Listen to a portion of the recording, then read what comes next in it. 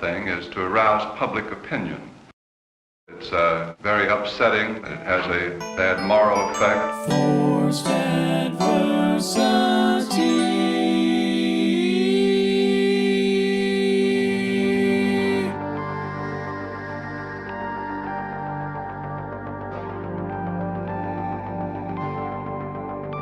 Ask yourself, what's more terrifying, fear or the frightened? The facts of history and the aggressive impulses of an evil empire. Bad, B-A-D-D, bothered about Dungeons and Dragons. Up yours, woke moralists. Socialism has spread the shadow of human regimentation over most of the nations of the earth. And they're pushing identity politics with this. They 100% are. How do you think homosexuals reveal themselves? And the shadow is encroaching upon our own liberty. I think there ought to be a law against them. Tonight I'm going to show you why. Welcome to the FAP. Nancy used to do that for me. Handsy Nancy, I called her. We do got to bring back FAP news. Yeah.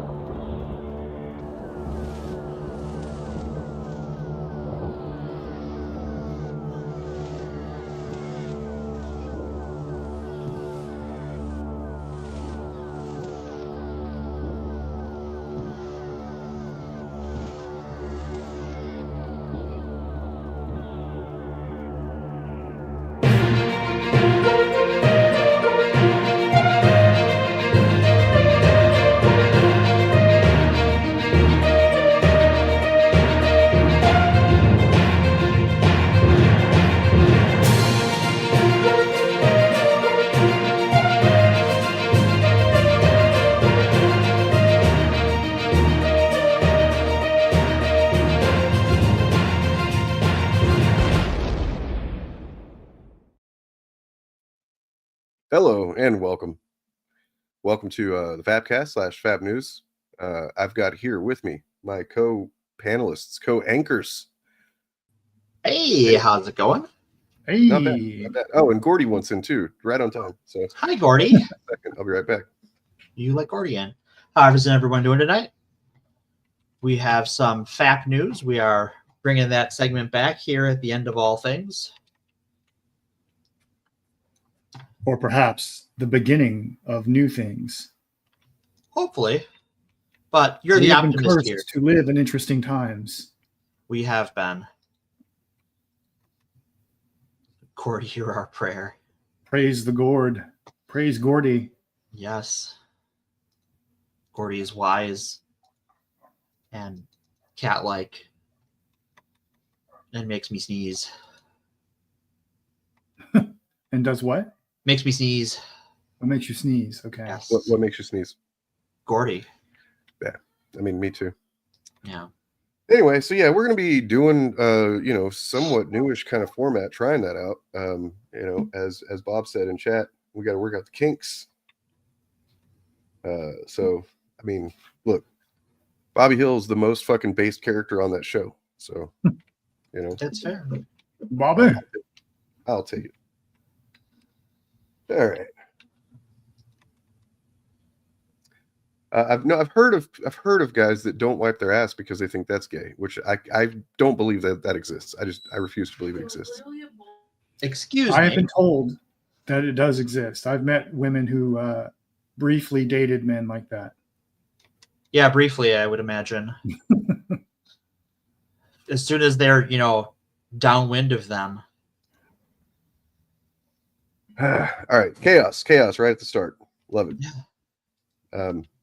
Yeah. That guy that was in that video at the beginning there, he's not it's amazing how he can be describing himself and be not aware of it, Cognitive dissonance is a hell of a drug. When someone uses a term like signing new deals and you think it sounds like he thinks he's, I don't know, I don't think he knows what he's talking about. I don't think he does either. And but it does bring up an interesting thing here at the start of this new incarnation of FAP News, which is we are on the other side of what one might call Rubicon or Yeah. something. In the sense that up until pretty recently, this podcast has been, the Fapcast / Fap News has been kind of a hybrid thing, but like generally we've been talking about the things that the right, in their attempt to, gain cultural and power hegemony, and then also just government power, the things that they freak out over, or at least pretend to freak out over, in order to do that. But now we're at a point where like we're actually having to kind of talk about stuff that's worth freaking out over, Right. They have done or Yeah. are doing. And I can imagine that there's going to be people that watch that'll be like, well, now you're just doing what you always said that they did, right? You're making a big deal out of nothing. You're moral panicking or whatever. So what do we say to that? So I think first off, I am not, well, yes, the things we're talking about are worth, or rather it's understandable if you're freaking out. I don't want you to freak out. Yeah. While we live in interesting times, and that is unfortunate for all of us, freaking out won't help. I don't want you to freak out. I want you to be informed. I don't want you to be mad. I don't want you to feel hopeless. I don't want you to go out and hurt anybody. I want you to help the people in your lives, help the people in your community, and be a strong community-oriented person. And I want you to seek information outside what we say, because we're a weekly show. All of us have other responsibilities. We can only do so much. Focus on what you can. Do what you can. But don't let fear overtake you. Yeah, I mean, generally with Douglas Adams rules, right? Right. Don't panic. Bring a towel. Panic. And Yes, keep your towel. Towel is very important. for crying or cleaning up blood or whatever may come up, Well, if you're, with the weather is so bad lately in some places that if there's some gas in the air or some kind of gas leak that could irritate your eyes or get in your mouth and choke you, you can wet your towel and use that to protect your breathing. True. Yeah. Sometimes there's like these really concentrated, just like bursts of really noxious gas. Yeah. That, sometimes erupt in, often in like city areas, during times of political turmoil. Yeah. It's bad weather. Yeah. You can just use it for that for sure. Yeah. Get some nice towels. Mm-hmm. Yeah. So, today we're going to talk about, Musk's alarming, can say that, but hey, don't panic, because panicking really does nothing. Take it from somebody who has lived with for quite some time and then more or less conquered panic disorder. Don't panic. It doesn't fucking help anything. It just makes things worse. Arm yourself with knowledge, arm yourself with conviction, arm yourself with surround yourself with people that understand what's at stake and what the plays are, but yeah, Musk is definitely trying some shit. As of now, I'm not sure. It's hard to tell what exactly the status of this is, but let me pull open. I should have had this done already. Musk has been trying to, and or already has gained access into the Treasury payment system, which is where everything federal is paid out of, as most likely a more focused attempt at what they thought they were going to do by just freezing payments on everything week before last week, whatever. Everything's happening so fucking fast, it's hard to remember what's what. So, okay, as of 22 hours ago, I guess, his Doge Commission gained access to sensitive Treasury payments. And this is from AP News, which is one of the sources I try to go to first, just because they are just newswire, and they keep it pretty straight down the middle. So the Department of Government Efficiency, which is not a real department and is headed up by people who are not elected officials, one of which being the richest man in the world, and a Nazi. So it is technically a real thing in that one of Trump's executive orders renamed an existing group to to that name that I'm not going to justify saying. Yeah. To Elon's Secret Service. So this is a task force assigned to find ways to fire federal workers, cut programs, and slash federal regulations. And it could have a wide leeway to gain access to important taxpayer data, among other things. So this affects you. Yes. Potentially, it definitely directly affects you if you ever have paid taxes or in the system whatsoever, which you should be as an adult. Yeah, it's worth emphasizing that point for a minute. The thing they've gained control of is called the Bureau of the Fiscal Service. Yeah. And it is the department in the Treasury that issues the checks for absolutely everything the government sends out money for. So Social Security, Medicare, Medicaid, SNAP benefits, government contracts, tax returns, every cent goes through there. They're the people who write the checks. And Musk and his guys, because they're just his guys. They're unelected. Yeah. They're unappointed. They haven't been approved by Congress. They're just people in his organizations. Yeah. And apparently they have control of this office now. They forced out the guy that's been running it for 39 years. And this means, if the reporting we're seeing right now is anywhere near accurate, it means Musk and his cronies have the power to just shut off money with the push of a button right this second if they wanted to. To whatever they want. Social Security can be done right this second if they wanted to do it. State Medicaid. And if you're a conservative listening to this, and you're like, well, that's probably good. Okay, not really. Feel good about this? Say again? I mean, I was saying, do you feel good about this if you're a conservative? Yeah, I don't even care how they feel. But things like if you live in a rural area, your area no doubt receives the benefits of farm subsidies of some variety that goes into your community. He can shut that off. If you work for a factory that is owned by a business he doesn't like, can shut you off.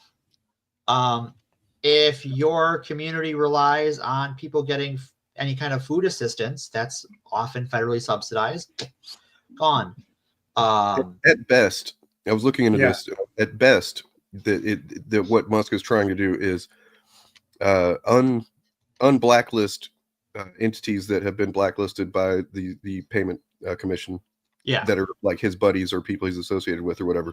That's at best, as he's trying to do favors for other rich people and other corporations. Now, that still is fucked up and unconstitutional. I mean, the whole thing is unconstitutional. Right.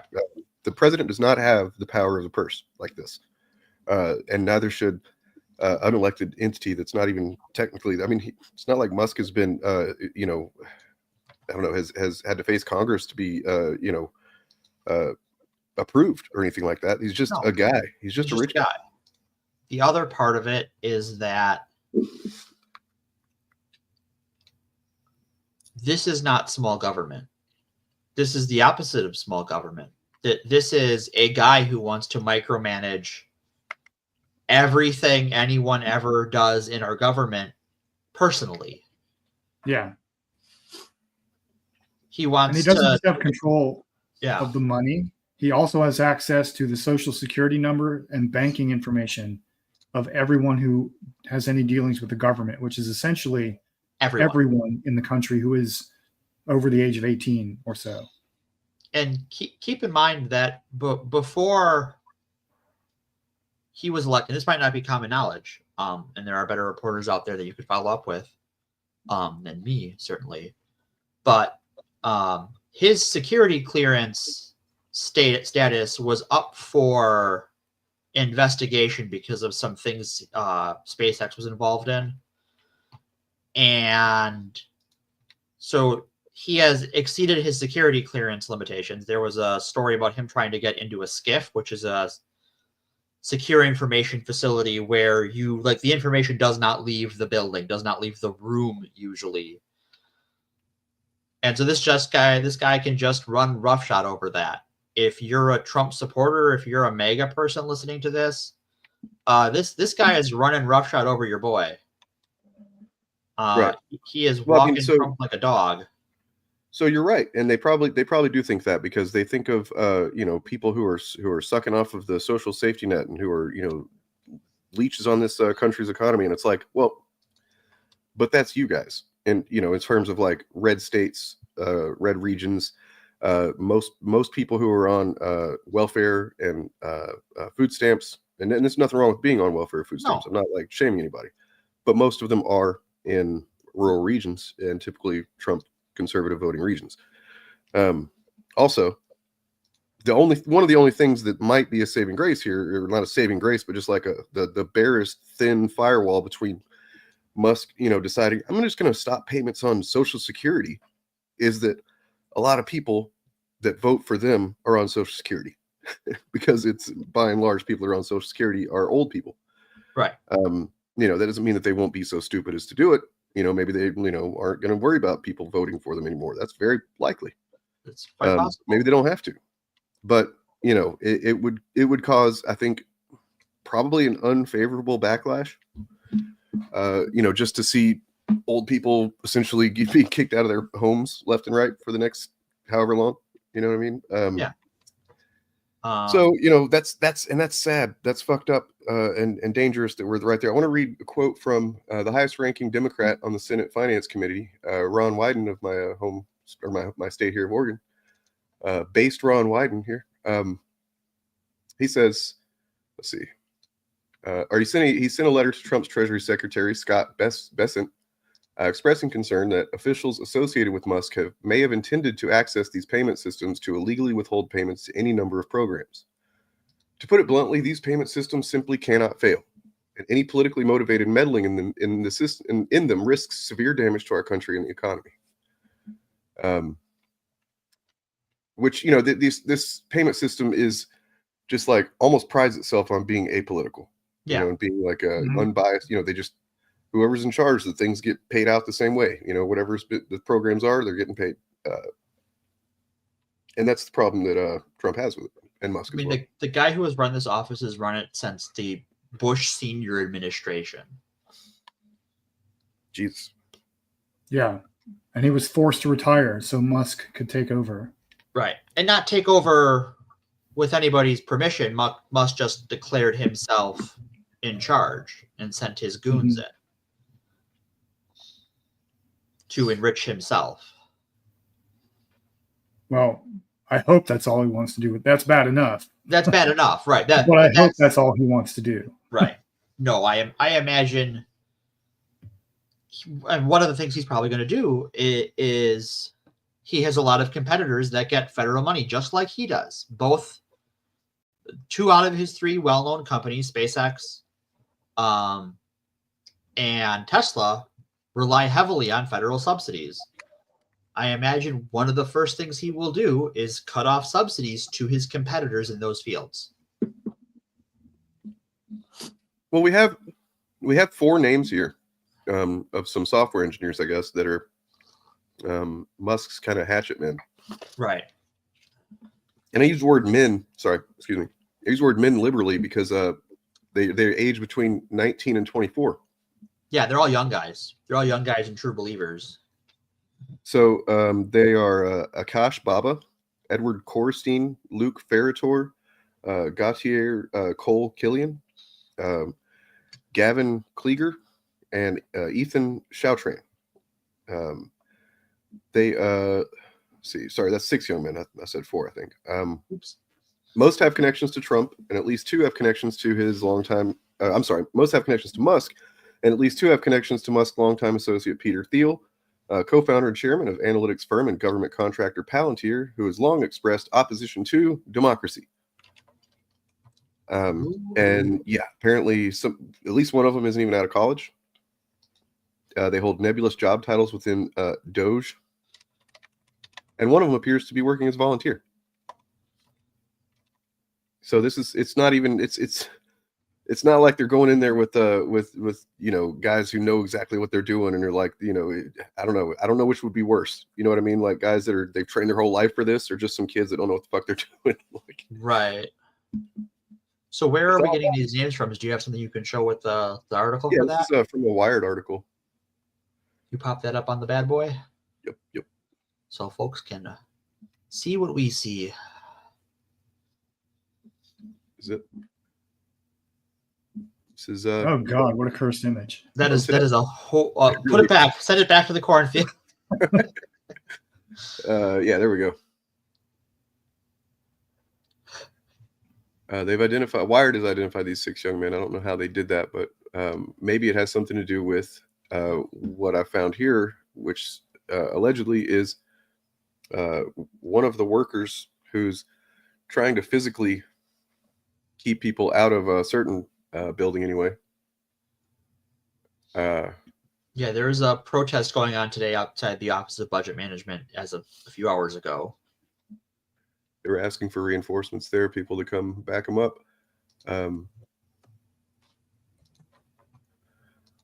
So yeah, we have a situation here. We might have 4 of Elon's people blocked from the building.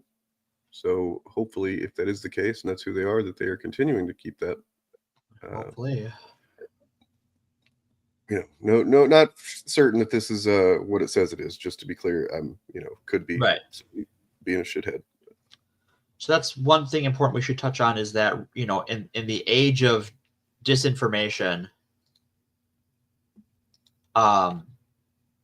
there is going to be fog of war. Information coming out is going to be hard to verify right away, and things are happening fast. And we will do everything we can to, I'm certain that at some point, long enough timeline, we'll get something wrong. Right. Or we'll say, what somebody else has thought was good information and find out that it wasn't, and we will correct that kind of stuff. We're not claiming to be perfect on this. There's a lot of shit happening. The fire hose is in full effect. Yep. Anybody expecting us to get everything 100% right 100% of the time is bad faith and is only doing, service for the administration. Right. Because at least we're doing the best we can, and we will correct ourselves where necessary. And if you have information that contradicts what we say, feel free to drop us a line, throw it in chat, throw it in the Discord. Not vibes. Vibes don't count, guys. Vibes don't count. That's what got us here. Vibes and lies. I just feel like those transes are going to do something. I am going to do something. I'm going to probably run some Pathfinder at some point. I'm going to have some more coffee. Is that like some kind of computer program that's going to infiltrate all of our homes and all our children? Pathfinder? Is that what that is? I think it's a dice game where we use a spreadsheet to play make-believe. Oh. This is all a moot argument anyway. Donald Trump already transed every man in America with his, right. Congratulations, his executive order. Yeah. I mean, I'm honestly really cool with it. Like, I was like, oh, that's nice to know. I did not realize that I just been trans this whole time. Yeah, apparently so. Apparently all you have. Yeah. So yeah, good job catching up, I guess. I mean, some eggs they hatch way later apparently, and I guess when they were lowering the price of eggs, that's what they were talking about. It's just like everyone's an egg now. Low Renner loves playing some Pathfinder. Check out Caden's Keg is an online community that plays Pathfinder on like Roll20 and Foundry. I have some friends involved with that, so I'm about to learn about it next weekend. So more to come. Before we continue, I wanted to just, because I've seen a couple of, I don't feel like most people are falling so far behind they don't realize the state of things right now. But I have seen a couple of things, sentiment, here and there expressed that seems to imply that some people don't know we have, for lack of a better term, crossed the Rubicon. And that plays directly into this video. It's about 8 minutes. Exactly. If you're familiar with the All Right Playbook by Innuendo Studios, indispensable playlist of videos going back to 2016, I think. This is the final one.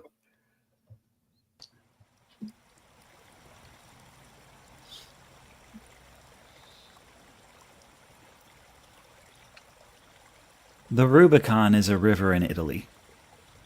The story goes that at the end of the governorship of Julius Caesar, he was ordered to disband his army and stay north of the Rubicon. When instead Caesar marched his army across the river and towards Rome, it was considered an act of treason and the beginning of the Roman Civil War, at the end of which Caesar would reign victorious. It is said, as he forded the Rubicon, Caesar declared, "The die is cast." In today's vernacular, we refer to a metaphoric Rubicon as the point of no return. Children cross the Rubicon into adulthood. Isolationist governments cross the Rubicon into international politics. Each of us will cast the die several times in our own lives. But we say also that movements, that people, cross the Rubicon when they become irredeemable.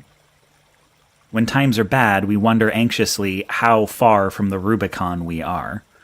When does an insurgency become a war? A demonstration? A riot?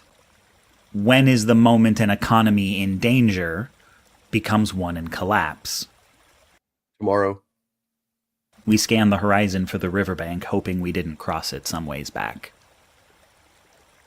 The thing about points of no return, the reason we worry over them so much, is it's rare to know where they are until they are some ways behind you. The Rubicon is not the Mississippi. It is a muddy little creek history lost track of for... That was a pretty interesting thing to learn in this video, by the way. It was you imagine the Rubicon being a pretty large body of water that like takes some effort to get across in time, and it's really treacherous or something. No, apparently it's just a little shit creek here. Centuries. In the United States, we are increasingly comfortable saying that our democracy is under threat, that we are at risk of descending into authoritarianism. Few are ready to say that the threat has arrived. And I'm referring to myself when I say that. I'm not ready to say it's arrived. No one wants to call it prematurely. The right screams that the left, Black Lives Matter, Antifa, some thinly veiled caricature of the Jews, are ready to kick down your door and bash your teeth. So this right here is the crux of the FAP cast and what it was even conceived as. What was to highlight this essentially, and not at first it was not about currently what are the things that they're saying, although we did plan to and did actually tackle some more current fucking days examples, but like the moral panics that extend through history, 9 times out of 10 come from right-leaning figures, church figures and stuff like that, or just right-leaning liberals in politics. It's in a lot of ways where we are today is the seeds of it were planted back in the 1870s with the Comstock Acts. Where they're literally utilizing that again. And they literally, it was one of those things that everyone, when I first covered it, you're like, this seems like really far out. And then you're like, oh shit, Morgan was right. Yeah. And I hate being right. Once you told me that like it's actually still technically in effect, just nobody uses it, I was like, no. Oh no. Yeah. It's but this point right here is just it's been the most frustrating thing, as I think probably most of us who have tried to sound the alarms on fascism for years now, is trying to convey that the things that they are saying are such a the wolves are at your gate kind of thing, the Antifa super soldiers mobbing through every town and transing your kids at schools and all that, they're eating the dogs and cats, all this shit has been on some scale, on a scale of like either this has happened once or twice, or they're twisting something that has happened into something that hasn't happened, and then making it into something that is almost certain to happen to everybody. You know what I mean? Or just it didn't happen, never has happened, and it's completely made up fucking fantasy bullshit, right? And then whenever we would say, hey, but they're doing this, and Trump's talking about this, and people would dismiss it. You know what I mean? Even, I guess, well-meaning liberals would dismiss this shit for a long time. I think up until January 6th. Some are even still doing it now. Sure. But I mean, at least after January 6th, I think there was a lot of them that stopped doing that to a degree. But then I'm sure that some of them just went right back into wanting to be comfortable and not think about the threat. Because the threat never went away, just because, they were not technically successful on January 6th, even though it could be argued they were successful in the long term. Yeah. I mean, really, they were successful, right? All of the J6ers got everything they wanted, and they're all out of jail now. Did you know about? I just learned this, but did you know that one of the first things that Hitler did was he pardoned like 8,000 Nazi, It was 800, but yeah. Was it 800? Okay. Yeah, I think so. Well, still close in number and close in priority list there. Too many. So yeah. And I talk about why they say this. Their need to exaggerate the threat from the left so that when they aggress against us, it seems like self-defense, so that we are to blame for any violence we suffer. I talk about the danger of this thinking being accepted. It's Darvo. They do Darvo. And it took me a long time to really realize that it's exactly what it is. It's just Darvo tactics. Same shit, different dog. I say the way mainstream conservative politicians and media legitimize these arguments is worrying. But I don't say, they are saying this in preparation to kick down your door and bash in your teeth. I want people to listen to me. I don't want to sound irrational. I don't want to sound like them. And I don't want it to be true yet. And this is, I mean, I hate to, get stuck on this point for too long, but it's just, it's hard to express how much fascists just have advantage when it comes to this stuff, because not wanting to be or sound irrational, okay, I mean, that's true, because you don't want to sound irrational and turn off anybody that isn't, aware of all the facts or the context and thinks you're just, sounding crazy or whatever. But that's because fascists have set the terms, and it's almost impossible to, once they've started setting the terms of narrative and stuff like that, that it's really fucking hard to combat that, because you're damned if you do, you're damned if you don't, right? To touch on a genetically modified skeptic video that came out recently, a lot of our contemporary fascists and a lot of fascists back in the 20s, and really the foundation of fascism, now that I'm saying it out loud, is based in this false rationality and things like eugenics and stuff, and mental hygiene and all of these other things that were, objective, quote unquote, rational, quote unquote, but were based in pseudoscience at best. And that is sort of where you get this, like, the right-wing atheist movement that is these self-described rationalists and the facts don't care about your feelings crowd who know nothing about facts or feelings. Yeah. Yep. It's upsetting. Yeah, I mean, some of them are dead or in jail, but not for to any credit to the fascists. It's only local police and their own fucking, these guys' own idiocy, their own hubris, their own impulse to fucking touch children. Yeah, several of them, right? Like it turns out if it might have been that the Biden administration locked up the highest number of groomers in history in a single swipe there. Well, they need to get Razor Fist. All right. No, dude. God, no. Say, for the sake of argument, you are, at this moment, standing ankle deep in the water.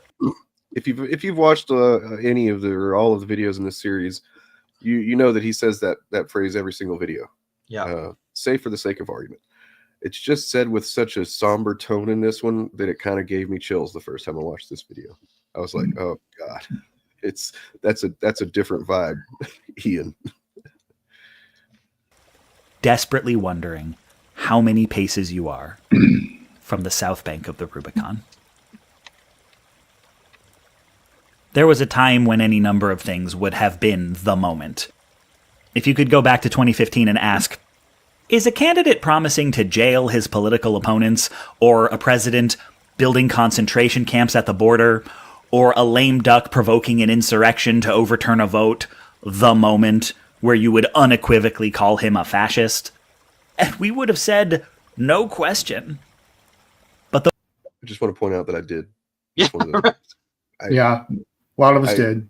Blame it on the autism. I don't know, but I did not care about the optics at that point. Those points. I mean, I said it. I remember I wrote this fucking kind of drawn out Facebook post on the day that of his inauguration, and was like, he's a fascist. This is authoritarianism, and I know that a lot of people don't see that yet. They don't want to make excuses for him, and blah blah blah. And you'll see. I was like, he will reveal it. You'll just see it. And I really didn't have a lot to base that on. It's not like I've lived through a fascist, dictatorship before or something like that, but I just I don't know, based on what I knew of history, based on what I understand of people who essentially have narcissistic characteristics and enforce those onto other people, eventually they reveal themselves. They make it undeniable. I think to tie it in with our second segment coming up shortly, is that what clued me in was this sort of bimodal system we had with these people, where both online and sort of like people who were sort of speaking publicly, defending right-wing positions, is on the one hand, you'd have them saying, well, these out and out Nazis, your Richard Spencer types, have the right to speak and the right to be heard. But out of the other side of their mouth, they would claim that the other side was always lying, right? Where a neo-Nazi could say an obvious lie. Mm-hmm. And, well, they have a right to lie. Okay, well, that's not a defense of their lie. But then they would complain the other side, oh, everything that came out of, Hillary's mouth and then Biden's mouth was a lie.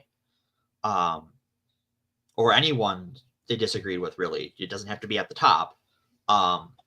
And so that there was always this, like, even if Trump himself wasn't or isn't a fascist, certainly his supporters were engaging in fascism and engaging in reducing speech to a commodity rather than an ideal. Yeah, it's just stuff to be said to drive your goals, right? Rather than ideas to be engaged with on for the merit of the ideas, which is of course another fucking messed up irony, but probably intentional, which is these are the people that say they believe in the free marketplace of ideas, the exchange of the best ideas will win out and whatnot. It's like they never believed that. They just wanted to make sure that they could get their bullshit into the marketplace, and so in that way it is a commodity. It's just not. It is commodified in a marketplace, just not in the way that they presented it to be, as if things are They wanted it to be a marketplace of ideas where they were selling things, not a free exchange of ideas that are to be discussed and the truth sorted out, or to be less wrong. It was to be the best selling. Yeah. I think maybe to put a ribbon on this idea, the thing I took away from this video, the important question in this video was, ask yourself, what is your Rubicon? What has to happen for you personally to think we're now living under fascism? And then ask other people that question too. If they are someone who rejects or resists the idea that this is a fascist takeover, ask them, what would it take for you to think it was? And then figure out a way to make them, to hold them to that. I mean, and I am of the, just to answer your question, Spoonie, I mean, sure, you can be cocky. We're cocky all the time. But when it comes to people who are not able to or willing to engage with the reality that we see before our face, and anyone that tries to, I guess, for lack of a better term, gaslight, you're not going to be welcome here with that. But I mean, you can be cocky. There's no rule against being cocky. Have you met cocky, us? but don't be a dick. Yeah. I mean, you can even be a dick as long as you got some point that isn't, designed to, undermine things that we've said, but yet without any substance to back it up, which happens sometimes. But yeah, to what you're saying, Bob, that's basically exactly what he Came said. anywhere near the word. How can you say that? You could still. Anderson Cooper. How can you say that, AOC? How can you say that F word, right? Yeah, this point right here is what I wanted to show real quick, and then we can be done. Still the nearer bank. And there is a knack to this. Everyone expects it to happen all at once, that one day we will wake up to swastikas and kids in cages and unmarked vans disappearing people off the streets. But those all happened on different days. And the swastikas were a natural extension of the barely coded language of the administration's supporters. The cages were the next step after their family separation policy. And the vans were not a surprise after years of police militarization. To that point, the vans were not a surprise, but being someone who lives in a city where the vans were happening, I mean, I'll straight up say that was, I've talked before about the severe depression I went into in 2020. That was the thing that kicked me over the edge. Oh, that'll do it, yeah. The moment of like, just because I was paying attention to everything, and right. the demonstrations, protests with police and fighting police and stuff. And then whenever that became the reality of like, oh, now there's these, goons, fascist goons, who they're not labeled what agency they're with or anything, and they're in unmarked vans and they're pulling people off the streets into them. That kicked me right over the edge into fucking severe depression town. It was almost too much to fucking. I was plugged way too much into the daily, hourly. Right. Like I was on Twitter following everything that the demonstrators were saying all day and shit like that. So yeah, you got to kind of pace yourself with that stuff. Oh yeah, learn that big time. All right. So Spoonie's talking about OpenAI, and I think that brings us nicely into our second segment. Yeah. So that would not, rather restrictive non-disclosure agreements is something I expect from the tech industry as a whole. It is not uncommon. And I have to imagine with the amount of money that is being thrown around willy-nilly in that industry that they have probably some pretty draconian NDAs and non-competes. Especially because by the sounds of it, and I would recommend the most recent On the Media covers this in pretty good detail, or at least gives a good summary of it. Those companies aren't doing so well in terms of their final product, but what they have is a lot of money.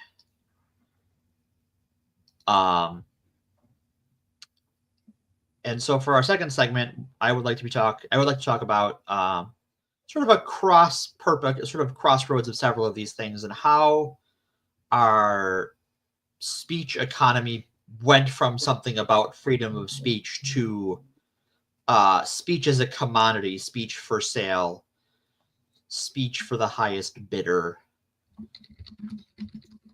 And so we'll start with Jessie.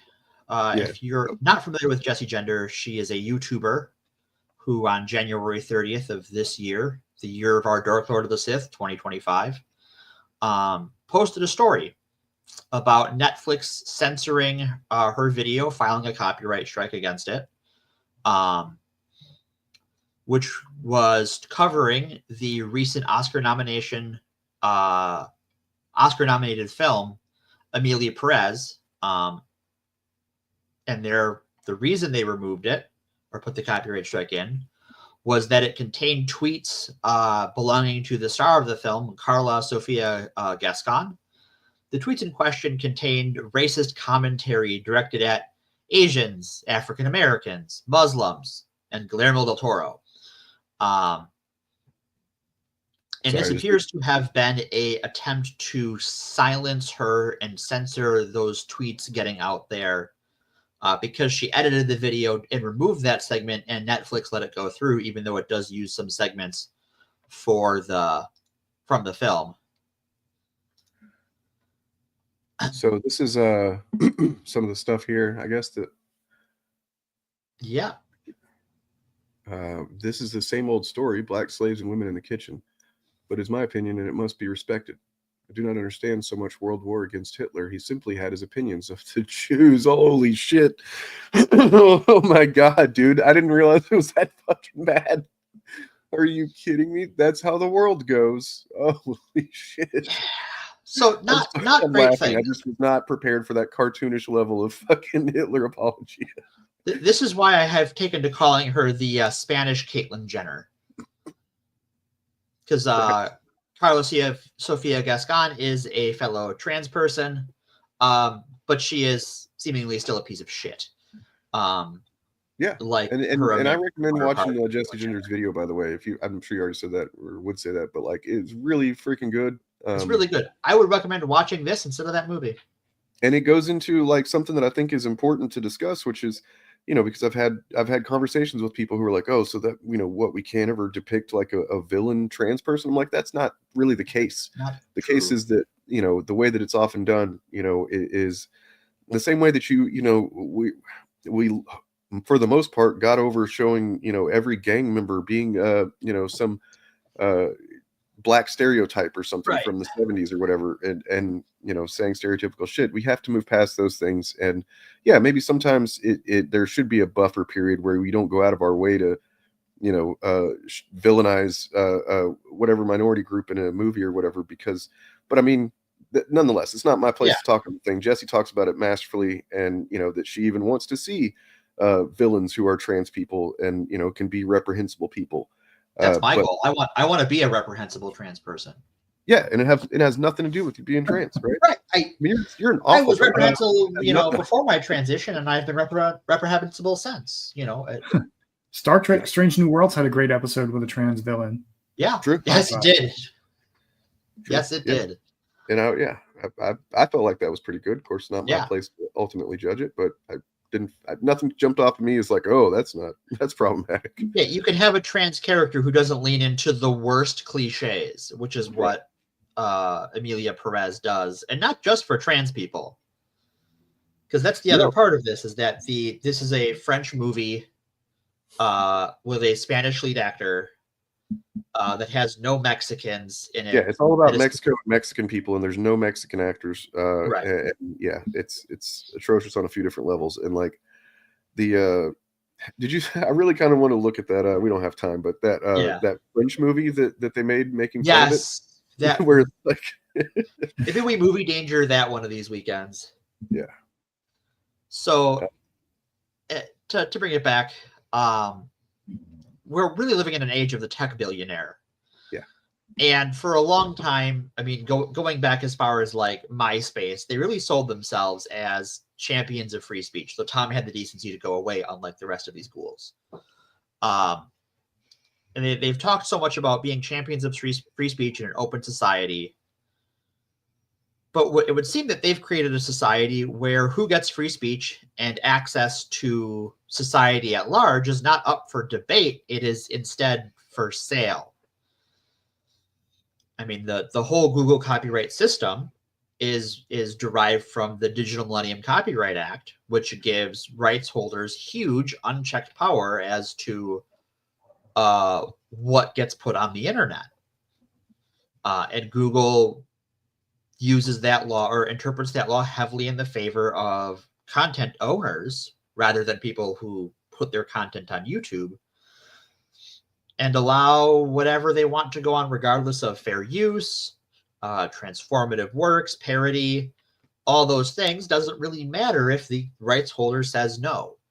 And to be clear, in this case, she apparently the one thing that they were not okay with, and this is why that's bullshit, because they were using copyright strike for and she's used clips from the movie throughout the almost throughout it, yeah. Video. And they didn't have a problem with that. What they really had a problem with, and what they ultimately, by implication, said you can put the video out without this part. Right. Is her specifically talking about these racist, extremely anti-Semitic, fucking Hitler apologetic shit that she apparently said. But so implication being there that like Netflix is okay with you pointing out the transphobia and stuff like that. Just you can't go that far. That might be damaging to us, right? So they don't even care if you call the movie transphobic. They just care that you say that the lead actress is a piece of shit racially. A piece of shit, yeah. Because this movie's up for so many Oscars. It's kind of a piece of shit movie that is perfect Oscar bait. It looks like garbage. And that I would have probably said that not really knowing the depth with which it gets really stupid, and and things like what's her name, Selena Gomez, is that her name? Who having a line about her pussy hurts when she thinks about a guy and stuff like that. Yeah, there's a lot wrong with the movie. Like none of the actors speak Spanish as it's spoken in Mexico. Right. Like the lead actor speaks Spanish, but she's from Spain. Selena Gomez doesn't speak Spanish and was trying to learn Spanish for this role. So yeah, lots of and other people were hired from other places in Central America or in Spain, and so their accents are all wrong. So a lot of Mexican people and Mexican American people are like, well, this is pretty lame. But Jessie covers that all way better than I could. Yep. But I want to talk about the on the one hand, making her life hard.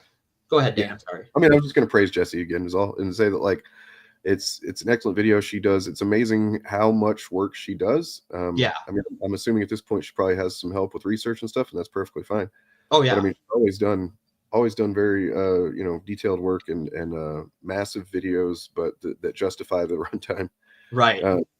And yeah, and I mean, I guess in a way it is a credit to her, and not that it makes up for it, but like the fact that they're worried about her video being enough to call attention to that stuff. I'm glad that she's gotten to the platform that she's got. Yeah. Anyway. So, but to bring it back to the topic at hand. So yeah, speech is up for sale, and your speech is up for sale. If you post something about a movie's cast that the distribution company doesn't want aired, they'll claim it violates copyright. You can't get over the fact that your daughter is trans, spend $250 million to buy an election. Don't like that someone is plagiarizing your plagiarizing machine? Buddy up to the protectionists in the White House to get some of that sweet, sweet government cheese. Like a contract to oversee our nuclear weapons that was announced end of last week. So over the weekend before, the multi-billion-dollar generative artificial intelligence industry in the U.S. Got punched in the dick really hard. AI boosters referred to this as a Sputnik moment. It took the form of DeepSeek, which is a Chinese company that launched their R1 competitor to ChatGPT, which is made by OpenAI, a company that is neither open or making AI. They make a large language model, which for a whole host of technical reasons I could get into, but we don't have time for, isn't actually AI. It is a guessing machine based on algorithms, which is why they produce these hallucinations. But that's a whole technical thing I could get into another time. All right, then. Big fish. The DeepSeek's R1 model is allegedly open source, open weight, more energy efficient, and a lot cheaper to develop. I use the term allegedly here because I have yet to have the time to really dig into the specs of this thing to my satisfaction. But other people in the tech field seem pretty confident that it is largely, at the very least, open source and open weight. What that means, open source, is that the source code is published, available, decompiled, and open weight is that for its R1 model, you can see the weights of its training data to see what it favors and disfavors, things that are not available with ChatGPT. Regardless of whether or not this is open, freely accessible, and cheap as the company says it is, this cost the American IT industry a substantial amount of money. NVIDIA lost something like several $1 billion. And NVIDIA makes the graphics processing units that are used in these servers that host the AI programs. And I find it funny is at first I really didn't think about covering it for the show. But then Sam Altman, the CEO of OpenAI, gave an interview with the Financial Times, which is a investment newspaper. Certainly a small right-wing bias of just like being a financial newspaper. They're not ideologically right-wing, but just sort of temperamentally so. Yeah. Wall Street Journal right-wing. Yeah. And Sam Altman claims that R1 was built with data that was stolen from ChatGPT, and that its code or its reactions were mixed into the R1 model. Now, this is called distillation. It's actually pretty common within the large language model field to essentially you use one large language model to build the next one. But normally you have some kind of service agreement or contract with another company to use their model that OpenSeek doesn't seem to have. So, wait, you're saying that they don't like that this AI model seems to have trained itself on something that belongs to others? Yes. That's his complaint is that the Chinese plagiarism machine was built in part using his plagiarism machine. Well, I mean, because he definitely got got a bunch of rights signed over to him and everything to train ChatGPT, right? And no. He has. There's actually a big list out there of YouTube videos that were scraped by ChatGPT. So there's a non-zero chance that content that the three of us have done in some capacity has been scraped by large language models. Cool. The New York Times is suing OpenAI over having their database of articles be used without permission for ChatGPT. And they are not the only major company in the country doing that. So dumb. Yeah. Not only that, so there's these AI crawlers. They harvest training data for websites. And there are actually efforts right now underway by hackers to repurpose malware into traps for these AI crawlers. That basically it just feeds them. It starts going into the website and looking for things to download, and it will just feed them junk data infinitely. And so this is something that the AI industry is looking about getting regulated, of course, because they're going to bother the pro-business, anti-regulation American government for more regulation.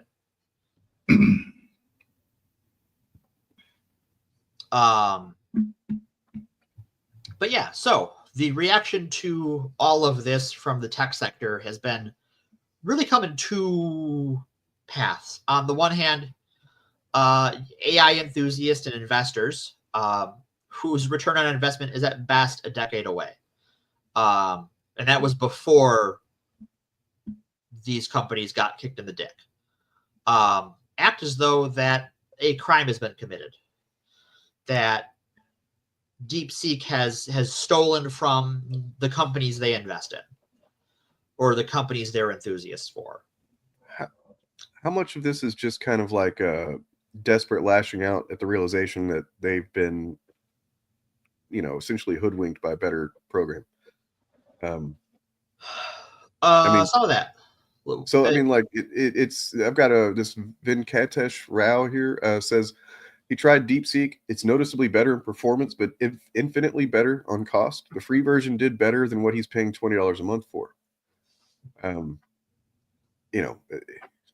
It's really, really cheap compared to, So the servers for the R1 model use older hardware that requires less power and less cooling to run its program. 1 second, I gotta hydrate. Sure. The reason that I brought up that image that you were like, oh, okay, it was because it's on this article about DeepSeek, and it says here, Jonah and the Whale by Peter Lassman, also a good illustration of DeepSeek eating Sam Altman. Nice. I love it. So I think part of it is that AI in America has been this thing where the push for these applications has exceeded the technological ability, the hardware requirements to run them. And they invest using current technologies by just throwing money at the problem with the promise of, oh, well, we're gonna get there one day. We're gonna get artificial general intelligence. You just have to keep giving us money. You just Right. have to keep giving us money. And the hardware does not exist. And when I say it doesn't exist, that's systemically, right? We have these graphics cards that can do this predictive transistor-based these calculations. But outside of that, as far as because they're top of the line GPUs, there hasn't been much iteration done on them, so they are very power inefficient. They're very heat inefficient, and you need a lot of them. And so your data center cooling and power costs are astronomical. The power consumption and cooling consumption of a non-AI data center versus an AI data center is night and day. It is orders of magnitude. And they don't want to invest in figuring out better ways to build the mousetrap, whereas, as Screwface puts it, DeepSeek built a better mousetrap because they can do it cheaper. And we don't know exactly what cheaper means. They gave us a price tag, but we don't know what that includes as far as, like, is that just development costs? Is that server costs? Is that facilities costs? What does that number actually represent? Which is part of the reason why I use a lot of alleged and potentially in this conversation, because as a subject matter expert in the field, I don't want to speak to anything I don't know without knowing it. And data center work is something that I do professionally, so I don't want to talk out of my ass. Well, there does seem to be some concerns for negative outcomes due to this creationist thing, is such as essentially an arms race between U.S. and China, which could lead to careless. I mean, let's just say it would lead to careless acceleration. And then let's see. Open source proliferation would be available to bad faith actors, malicious actors, scams, cyber attacks, things like that could be utilize this program, or any program that is open source. Sure, but at the same time, that is within the information security field. There is a discussion about open source security versus closed source security. Because open source security, you would think, well, it's open source, that should be easier to hack. Well, it's often designed to be trustless, so that if you're using an open source encryption key, you control one half of that key that isn't part of the source code. The code generates it for you, but without the variables you put in, it doesn't do anything. So just because something is open source doesn't mean it's necessarily more vulnerable to criminal activities. In the same way that, like, if I'm dealing drugs off my iPhone versus an Android, well, Android is an open source operating system. I can deal drugs off of any phone I want. It's just, how do you put in the work? So one of the things that's come from this is that this person that wrote this Substack, Jasmine Sun, who's very critical of AI in general, does say that it produced writing that she thinks is actually good. Les shock. And she says it's for the first time, and it brings me no joy to admit this, that it's produced writing she thinks is actually good. In two different styles, generated interesting prose from extremely rough bullet points. So let's see. I'm trying to make sure this is side test with ChatGPT and Claude, which I guess is the R1 DeepSeek. Okay. So this is ChatGPT, I suppose. What do you think of these rough notes brainstorm for an essay about ChatGPT's user interface design? Designers look down on ChatGPT, not sexy. They don't even see themselves as a product company. ChatGPT is a demo. People talk about ChatGPT, Yeah. Pretty rough. Pretty rough. This is the other one. Most software exists to reduce complexity. User interfaces are designed as maps to hidden machinery, buttons labeled save, progress bars quantifying the abstract, menus organizing options. By contrast, ChatGPT offers only a void, a text box that asks, "How can I help you today?" To designers, yeah, that's real writing, It's closer. That one was written by DeepSeek. Yeah. Yeah. It's Yeah.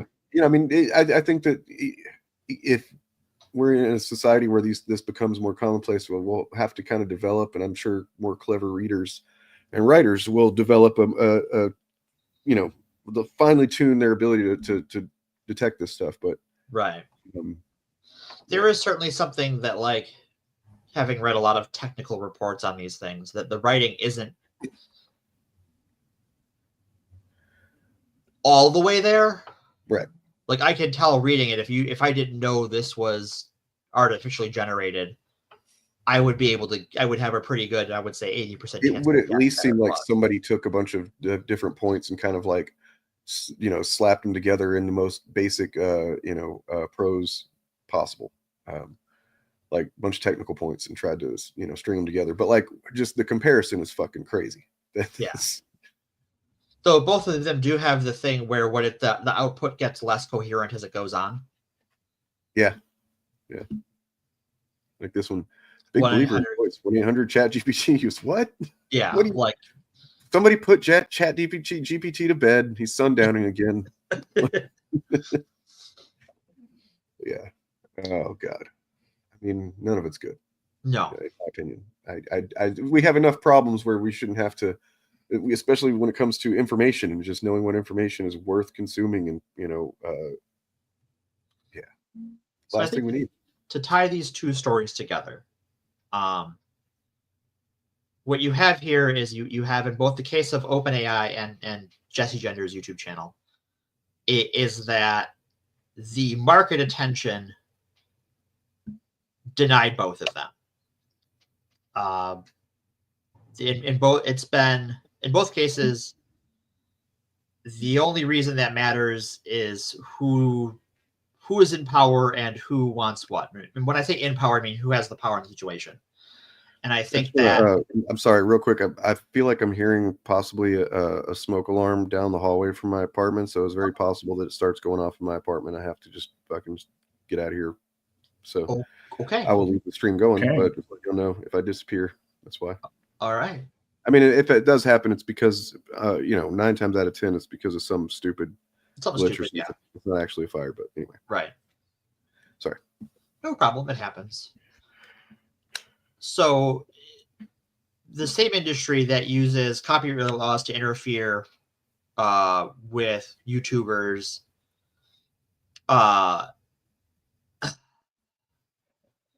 who are creating fair use content using this one-sided system where permission is controlled by those being criticized, is also the same one that financed ChatGPT and its fellow plagiarism robots. And when it looks like that investment isn't going to pay off, the industry kind of stopped caring what he had to say. Yep. They don't care when someone steals. Like, it is a circle of thieves. It is a circle of purchasers. Everything is for sale. Mm-hmm. And if the AI industry steals from itself, well, all the better, because that means they can take their money elsewhere. And that really is because we don't live in a world with free speech and free access to information. We live in a world where information is for sale. And whether it's on YouTube or literally in our Department of Treasury this weekend. We never really did, is the thing. No. Going back to, the printing press, the people that were able to spread their word, the word they wanted spread via printing press, were the people that had the money to pay for the printing press, to pay for the copies of the, pamphlets and propaganda that they wanted spread around. Yeah. Yeah. And then when marginalized people who've never had access to these platforms start getting access to platforms and expanding their speech, it gets called cancel culture. Right. Yep. I'd say that probably maybe like from the 90s with, of course, it's really debatable to then too, but like, everybody was able to say whatever they wanted all over the internet, from the late 90s, you were still limited to platforms and like what, venues allowed you to do it, but you could essentially get online and say whatever, a lot of times anonymously, but then that brings its own limitations of people paying attention to you. I think what has created the environment we're in between like the Web 2.0 environment we're in now versus the Web 1.0 situation of the past, is that our spaces on the internet have become consolidated, right? I'm not a member of 37 different forums like I was in 2006. Yeah. Those spaces don't exist anymore. I mean, they do kind of now on Discord, but Discord isn't a website. I will say that I have been gaining a lot more, like more and more as time goes on. I've been getting a lot out of Substack. I've been reading a lot more as well as Reddit. Obviously, Reddit's not new, but between those two, I feel like I have some ability to, access democratized, perspectives. Yeah, and while both of those platforms have their problems, sure. I think that we have lived in this era of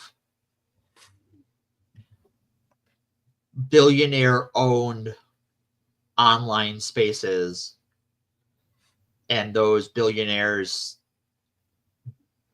not only don't want to give that up, the threat of giving it up has pushed them to worse and worse behavior. Well, because actual free speech, people speaking freely, is when it comes to, because what inevitably happens is people speaking truth to and of power.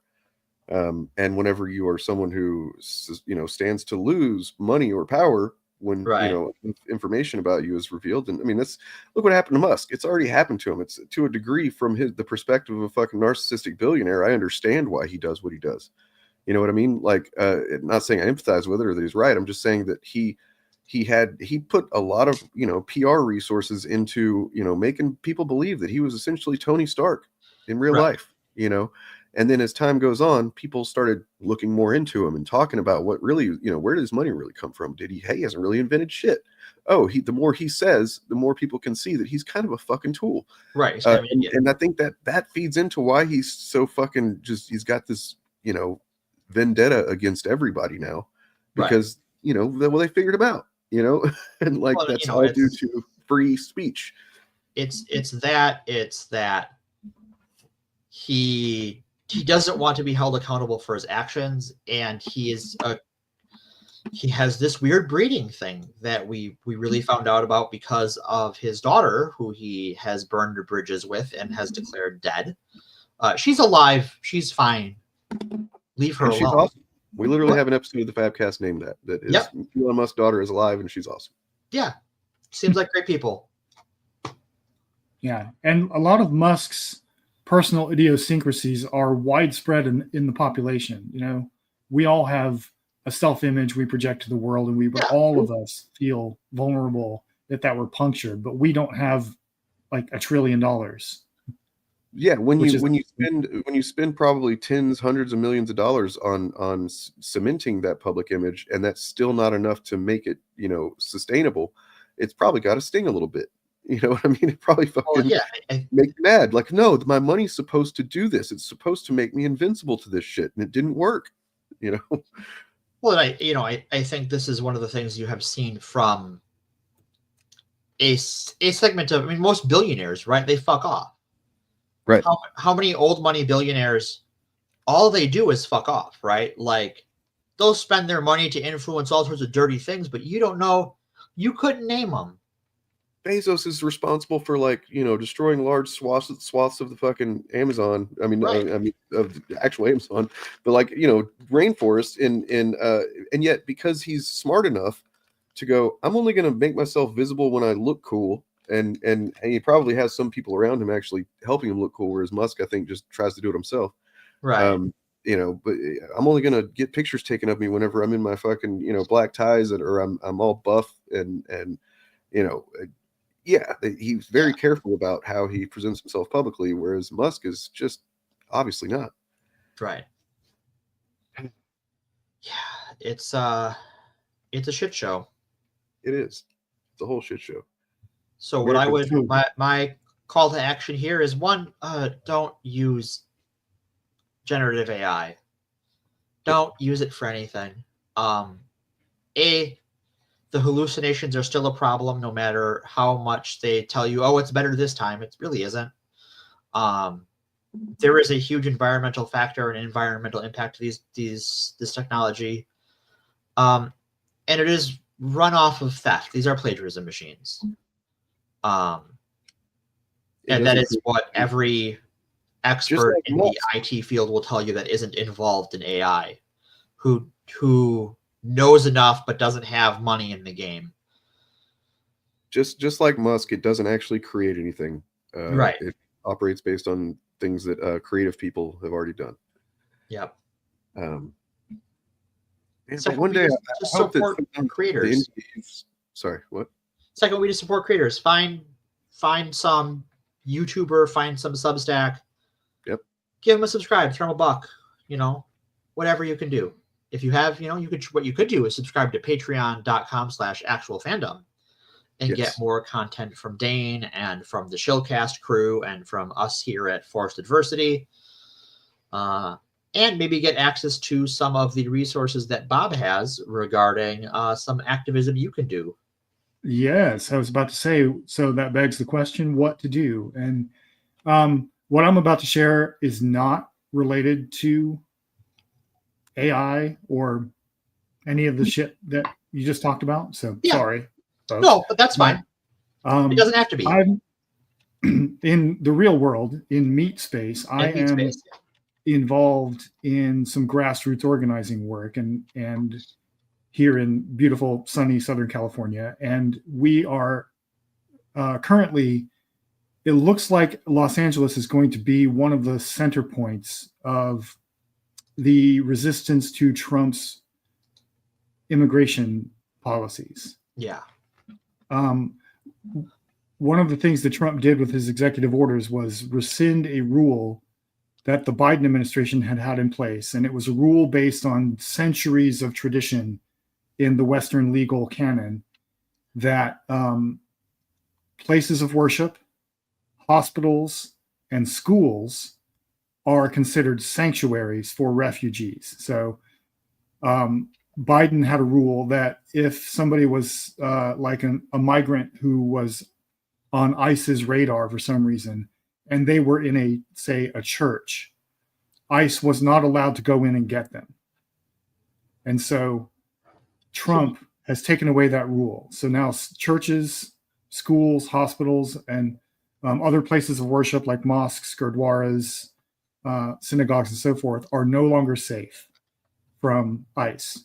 Correct. So we're expecting to see a lot of raids and that sort of thing, because a lot of churches in the United States have a very long tradition of providing sanctuary to political refugees and not just people who are migrants, but also like queer people, increasingly trans people, domestic folks who are down on their victims. luck, political activists, and so forth.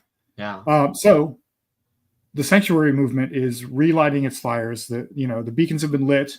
Gondor calls for aid. And we can all be Rohan to answer that aid. So what I have to share are some documents that were handed out to me at the first meeting I went to earlier this week for this grassroots organizing, which are basically talking points and guidelines for how to deal with the police if you're an activist, and what your rights are under this regime. Yeah. Like particularly if you are either an immigrant or the child of an immigrant or someone who's just been falsely tagged as an illegal migrant or whatever. Yeah, that actually happened here in Wisconsin lately, where 3 Puerto Ricans were arrested by ICE. Yeah. For the crime of speaking Spanish while being the wrong skin color. And they're Puerto Rican. They're American-born citizens. Right. And so this, like, before I share that, some of these documents, or maybe Dane can share them, I don't know. They're all linked in the Discord, but I have them open right now. One thing I didn't expect that I'm very happy to see is a lot of this grew out of the bishop who had like nice things to say about mercy at the inauguration last week. Because the meetings I've been going to, the training sessions I've been going to, have been hosted by the Episcopal Diocese of Los Angeles. Nice. which is she was a bishop buddy in DC as a bishop of the Episcopal Church. Yeah. So because the sanctuary ruling affects churches and other centers of worship, we're probably going to see in the early stages anyway, the resistance to Trump is going to be centered around places of worship and schools and hospitals. Yeah. So anyway, I guess what Dane is sharing there is the first document.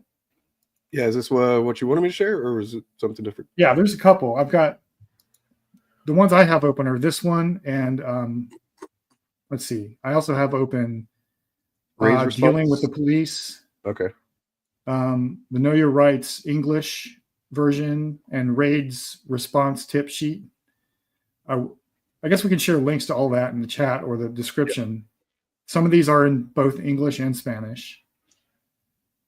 But it's just basic boilerplate stuff about, like, if you are detained by the police, or knowing the difference between being detained, being questioned, and being arrested.